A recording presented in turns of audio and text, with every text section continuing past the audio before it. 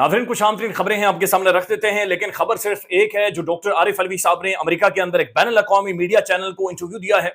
उस इंटरव्यू के अंदर उन्होंने बिल्कुल किरची किरची पाकिस्तानी निजाम की एक एक चीज उन्होंने बयान की है, और ये पहला इंटरव्यू है। इसके बाद बताया जा रहा है कि एक सीरीज ऑफ इंटरव्यूज हैं जो कि बैनुल अक़वामी अखबारात को, बैनुल अक़वामी मीडिया को, बैनुल अक़वामी टीवी चैनल्स को डॉक्टर आरिफ अलवी साहब देने लगे हैं।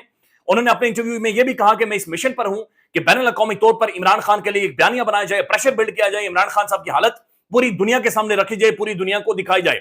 लिहाजा एक इंटरव्यू के बाद इंपैक्ट हर जगह पर नजर आ रहे हैं, बिल्कुल मिर्चें लग गई हैं, चीखें निकल रही हैं, और फिर जो गुफ्तगू बातचीत की है वो तो खैर आपको सुनवाएंगे। लेकिन मेरी इतलात के मुताबिक ये जो कुछ साफी रिपोर्ट कर रहे हैं, 3 से 4 इंटरव्यूज मजीद इससे भी ज्यादा जो डिटेल्स के ऊपर बातचीत होगी वो भी आपके सामने आने लगे। लेकिन नाज़रीन, सबसे पहले ये बराए मेहरबानी वीडियो देख लें। ये परेशान कौन है?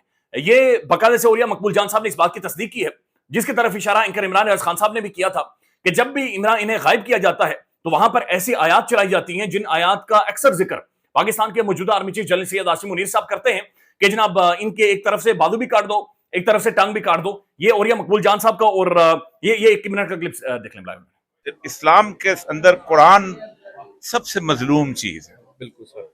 इसको डाकू भी अपने लिए इस्तेमाल करते हैं, चोर भी अपने लिए इस्तेमाल करते हैं, और उसकी मिस इंटरप्रिटेशन करते हैं। आपके साथ ऐसा हुआ कि उन्होंने ये तलावतें करके बताएं कि आपके हाथ और एक पैर काट दिया जाएगा और आप फितना हैं, ये हुआ आपके साथ? वो एक ऑडियो थी जो चलती रहती थी पूरे इलाके के अंदर। अच्छा, ये मतलब कि वो स्पीकर ये स्पीकर पे चलती रहती थी। नाज़रीन, डॉक्टर आरिफ अलवी का इंटरव्यू जिसने सबको हिलाकर रख दिया है, बराए मेहरबानी में पहले चारों की ये 6-7 मिनट का क्लिप सुने। उन्होंने सबसे पहले दुनिया को जाकर बताया कि जनाब 26 नवंबर को इस्लामाबाद के अंदर कत्लेआम हुआ है, 26 नवंबर को यहां पर तबाही निकाली गई है। ये क्लिप देख लें। Peaceful protests, many people, probably dozens, were killed on November 26. उन्होंने कहा कि पीसफुल प्रोटेस्ट हो रहा था लेकिन लोगों को मारा गया है। उसके बाद आरिफ अलवी साहब मजीद बताते हैं कि पाकिस्तान में सुप्रीम कोर्ट जमहूरियत और अवाम के खिलाफ सब हैं, ताकतें हैं, वो खड़ी हो गई हैं। जमहूरियत तबाह हो चुकी है। इमरान खान के ऊपर जाली केसेस बनाए गए हैं। इमरान खान के साथ डोनाल्ड ट्रंप वाला सलूक किया जा रहा है, और जिस तरह से ट्रंप के खिलाफ किया गया था बिल्कुल वही सारी चीजें की जा रही हैं, और पाकिस्तान में जमहूरियत का गला घोंट दिया गया है। ये आरिफ अलवी साहब को सुन रहे हैं। That Imran Khan should be freed, and who is the prime minister, former prime minister, and he has gone through something similar which Mr. Trump went through. Entire judiciary has been against him. He has been put under false charges into prison, and he's being the democracy in Pakistan has been totally sabotaged. The Supreme Court has been stacked up against the people and democracy. So the weaponization of the justice system, as was claimed, was happening. नाज़रीन, ये बात ज़हन में रखें, ये fox news है, ये Trump को सपोर्ट करने वाला मीडिया है। इससे पहले भी यहां पर एक आर्टिकल इमरान खान साहब और ट्रंप के हवाले से छपा था। लेकिन अब जो सबसे अहम तरीन खबर है, जिसके ऊपर जाहिद किशोरी साहब ने भी ट्वीट किया है कि पाकिस्तान के जो फॉर्मर प्रेसिडेंट है डॉक्टर आरिफ अलवी, उन्होंने बाकायदे से इल्जाम लगाया है कि यूएस एड यानी अमेरिकन स्टेट डिपार्टमेंट ने जो पाकिस्तान के अंदर इलेक्शन कमीशन ऑफ पाकिस्तान को जो पैसे दिए, धमड़ी दी थी, $17 मिलियन दिए थे, उनका गलत इस्तेमाल हुआ है। यानी जो बैनुल अक़वामी एड पाकिस्तान के अंदर आई है उसका गलत इस्तेमाल किया जा रहा है, पाकिस्तान की जमहूरियत और अवाम के खिलाफ किया जा रहा है। उन्होंने कहा 2024 के इंतखाबात पाकिस्तान और दुनिया की तारीख के रिग्ड तरीन इलेक्शंस थे।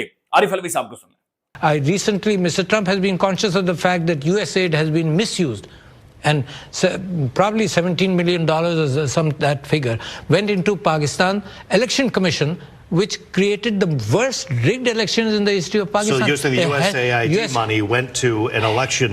अब इस चीज का इंपैक्ट कितना बड़ा होना है, आप सिर्फ ये इस टुकड़े से आप अंदाजा लगा लें कि डोनाल्ड ट्रंप मोदी से मुलाकात की है, इंडिया को जानता है, इंडियन डायस्पोरा को जानता है, लेकिन डोनाल्ड ट्रंप ने खड़े होकर ये कहा कि हम क्यों इंडिया को $21 मिलियन दें, हम क्यों दें। ये उसने पर्ची उठाई हुई है, ऐसा महसूस हो रहा है वहां पर खाता लिखा गया है, वहां पर लोगों के पैसे लिखे गए, कौन इतना दे रहा है, कौन हमसे इतने लिए, यानी बिल्कुल खर्चा उसने लिखा हुआ है। अब ये जो ट्रंप के रिजीम है, ये डोनाल्ड ट्रंप एडमिनिस्ट्रेशन है, ये पैसों को रोक रही है, ये पैसों के ऊपर हाथ रख रही है। ये इंडिया के बारे में जो डोनाल्ड ट्रंप का कमेंट है, ये बराबर बानी सुन लें। Well, why are we giving $21 million to India? They got a lot of money. They're one of the highest taxing countries in the world in terms of us. We can hardly get in there because their tariffs are so high. I have a lot of respect for India. I have a lot of respect for the Prime Minister. He just left, as you know, 2 days ago. But we're giving $21 million for voter turnout. It's voter turnout in India. What about like voter turnout here? Oh, we've done that, I guess. We did 500 million, didn't we? It's called the lock boxes. नाज़रीन, ये एक और development है। ये बाकायदा से American जो vice president हैं जेडी वेंस, उन्होंने गुफ्तगू की है। एक तो जेडी वेंस या ट्रंप या फिर एलन मस्क जो भी गुफ्तगू करते हैं, یا جو بھی دنیا بھر کے ڈیپ اسٹیٹ اسٹیبلشمنٹ یا ڈکٹیٹرشپ کے بارے میں بات چیت کرتے ہیں, پتہ نہیں کیوں محسوس ہوتا ہے کہ پاکستان میں وہ سب سے زیادہ ریلیونٹ ہے. انہوں نے کہا کہ reading homes over insults online is Orwellian and every one in Europe and the U S must reject this lunacy. ان کا بنیادی طور پر یہ کہنا ہے کہ جو آن لائن صرف جو کمنٹ کے اوپر جو لوگوں کے گھروں کو ریڈ کیا جاتا ہے, اس طرح کی سوچ, اس طرح کے قوانین, اس طرح کی حرکت, یہ انتہائی نازیبا ہے, غلط ہے, بلکہ اسے امریکہ کو, یورپ کو, سب کو مل کر ریجیکٹ کرنا چاہیے. اس کے اوپر محترم حماد اظہر صاحب نے باقاعدہ سے رد عمل دیا ہے. یہ لکھتے ہیں ان Pakistan the military sends a black Toyota pickup to abduct and torture the online folk. یہ کہتے ہیں کہ پاکستان کے اندر ادارے کا باقاعدہ سے انہوں نے نام لیا ہے کہ یہ ڈالے بیچتے ہیں اور یہ کالے ڈالے بیچتے ہیں اور ڈالے بیچ کر بندوق کو اٹھا دیتے ہیں صرف آن لائن لکھنے کی وجہ سے, بولنے کی وجہ سے, ٹویٹ کرنے کی وجہ سے, اور پھر انہیں ٹارچر کرتے ہیں. with terrorists infiltrating our porous borders, our unelected military high-ups decided to launch a war against online criticism of their fascism. وہ کہہ رہے ہیں کہ جب دہشت گردی ہمارے بارڈرز اور ہماری بالکل جڑوں تک پہنچ چکی ہے, دہشت گردی سر اٹھا رہی ہے, ہمارے جو ادارے کی ان الیکٹڈ شخصیات ہیں وہ اپنے پاکستانی شہریوں کے خلاف آن لائن انہوں نے ایک جنگ ہے جو کہ شروع کر رکھی ہے اور آن لائن معاملات کو آگے لے جائے جا رہے ہیں اور دس از ہاؤ پاکستان کے اندر چلائے جا رہے ہیں. تو یہ باقاعدہ سے انہوں نے جواب دیا, انہوں نے رد عمل شو کیا ہے کہ دس از ہاؤ چیزیں پاکستان کے اندر مینج کی جا رہی ہیں. ناظرین ایک اور خبر ہے, یہ بظاہر نظر آ رہا ہے, تاثر مل رہا ہے, پلانٹیڈ خبر ہے. انصار عباسی صاحب نے خبر دی ہے اور انصار عباسی صاحب خبر دیتے ہیں کہ علی امین گنڈا پور مذاکرات کے لیے کوشاں مگر فوج آمادہ نہیں. انصار عباسی عمران خان کے 3 خطوں کو بڑے پیمانے پر اشتعال انگیز سمجھا جا رہا ہے. وہ اسٹیبلشمنٹ مخالف جارحانہ رویہ اپنائے ہوئے ہیں اور پی ٹی آئی کا بیرون ملک چیپٹر دباؤ ڈھلوانے کے لیے لابنگ کر رہا ہے. رہے دبے لفظوں میں ذرائع کو کوٹ کر کے ناراضگی کی 3 بڑی وجوہات بھی بتا دی ہیں. یہ ساری چیزیں انہوں نے بتائی ہیں. انصار عباسی صاحب نے خبر دی ہے. گنڈا پور صاحب کو بھی بڑا انہوں نے بہتر کر کے انہوں نے فریم کرنے کی یہاں پر کوشش کی ہے کہ وہ کوششیں کر رہے ہیں. ناظرین دوسری طرف ایسے ہی سوالات پاکستان کے اندر پچ کیے جا رہے ہیں, پوچھے جا رہے ہیں. عمران خان نے کیا خود کہا ہے خط لکھنے کے لیے, عمران خان نے کیا لیٹر لکھا تھا, عمران خان نے کیا الفاظ لکھے تھے, عمران خان کا خط کیسے باہر ہے. میں چاہ رہا ہوں کہ یہ صرف مختصراً برائے مہربانی چلائیں 2-3 سوالات آسما صاحبہ کے کہ کس طریقے سے پچ کر رہی ہیں اور یہ کیا پوچھنا چاہ رہی ہیں یا کون پوچھنا چاہ رہا ہے, کون سمجھنا. یہ بڑا انٹرسٹنگ کلپ ہے, برائے مہربانی یہ دیکھ لیں. لیٹر عمران خان صاحب نے خود لکھے ظاہر ہے, اور میں تھوڑی لکھتا ہوں. نہیں وہ آپ کو دیتے ہیں لکھ کے خط, میرے سے تو جو گفتگو ہوتی ہے میں باہر آ کے کر دیتا ہوں. نہیں وہ امپورٹنٹ ہے کہ عمران خان صاحب کے جو خط آتے ہیں, پوچھ کے بتاؤں. ہم جیل میرے اندر ہے, جیل جن کے اندر ہے ان سے پوچھو. خط آتے ہیں باقاعدہ, دیکھیں نا ایک تو رکا ہوتا ہے لکھا ہوا, آپ عمران خان صاحب ہاتھ سے لکھا ہوا بھیجیں, ان پہ سب دنیا آنکھیں بند کر کے یقین کر لے گی. وہ آپ شو کر سکتے ہیں کہ یہ خط ہے جو عمران خان صاحب نے مجھے دیا ہے اور آپ ہی کورسپونڈنس کر رہے ہیں اس وقت دیکھا جائے تو. وہ جو خط آتا ہے اس کا متن کہاں سے آتا ہے, کیسے آتا ہے, کون دیتا ہے؟ یہ لال قسم کے لیٹر جہاں پہ ہم تعلیم و تربیت میں اپنے مضامین بھیجتے تھے وہ ختم ہو گئے ہیں. اب جو ہے وہ ٹویٹر پہ آتا ہے سارا کچھ. سر ٹویٹر پہ کیسے آتا ہے؟ عمران خان صاحب اے آئی اس کو ٹرانسلیٹ کرتی ہے کہ عمران خان صاحب یہ سوچ رہے ہیں, وہ خط بناتی ہے. جو یہ ہم بات خط کرتے لکھتا ہیں کون ہے, یہ میرا سوال. نہیں کمال بات کر رہی ہیں آپ, یہ کہہ رہے ہیں کہ ٹویٹر پہ کون لکھتا ہے جی, تو مجھے کیا پتا. ناظرین مریم صاحبہ نے ناروال میں جلسہ کیا ہے. ان کا یہ کہنا ہے کہ ملک بھر میں سے اچھی خبریں آ رہی ہیں لیکن اڈیالہ جیل سے اچھی خبریں نہیں آ رہی.